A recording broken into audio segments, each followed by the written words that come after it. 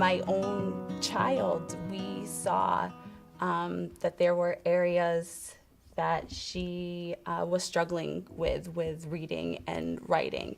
And that happened at a very early age. And well, I was a classroom teacher and I have my master's in literacy. So what do? I read to my kid. We read all the time. We read before nap time and bedtime and when you wake up in the morning, and that's what I was supposed to do. So it was okay that these letter sounds weren't sticking when she was 4, because she'll get there. Like, it'll be fine. She's gonna go to school and she's gonna be fine, you know?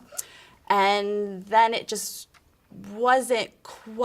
she wasn't quite ready to pick up on the things that I thought were gonna come naturally.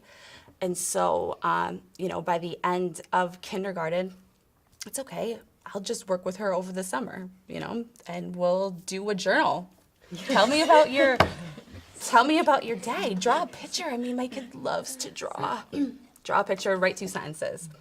That'll be fine. Like, I am going to catch her up by the start of 1st grade by doing this. And she would fight me through these sentences. And I just was like, it didn't make any sense. Like, why?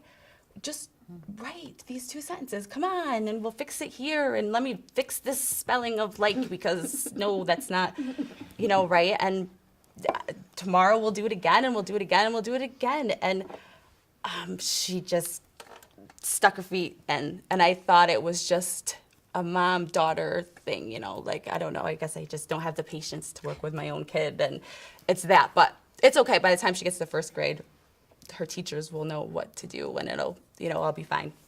So we did have her, like a middle of the year, 1st grade, we did have her screened through the school.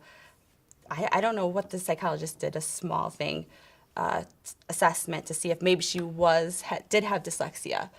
And it showed up that most of her things were developmentally appropriate. So we were on the right path.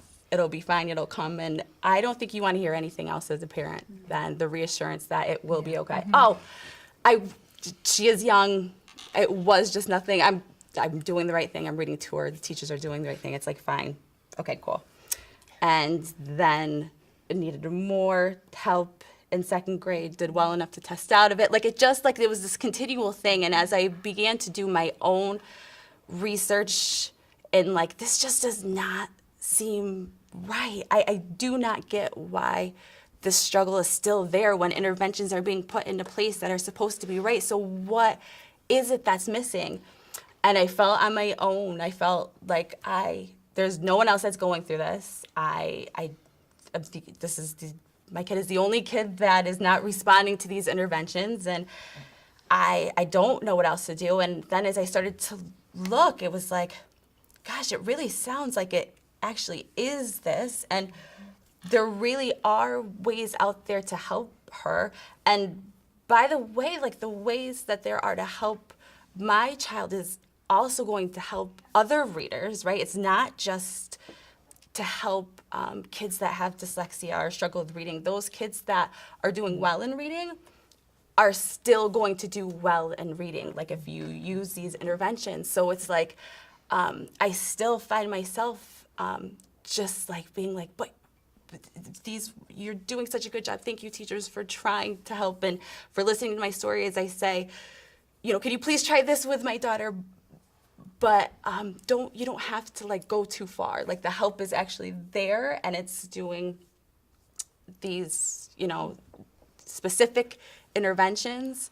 And I think teachers just need to have the access to that information because we don't. Just these learning things, right? Like, pull in from here and here and here and talk to each other. I picture myself saying in these discussions with my husband, like, there's got to be someone in this district that knows about this program. Like, aren't teachers still talking to each other or like pulling in this stuff? And then there's like the reading league, and it's like, oh, well, I guess like teachers from this district and psychologists and tutors and all of these administrators are actually getting together and finding these things and getting the information out. Do classroom teachers know about this? Do parents know about it? Because it's really nice to have other people that are going through a similar thing as you are finding, and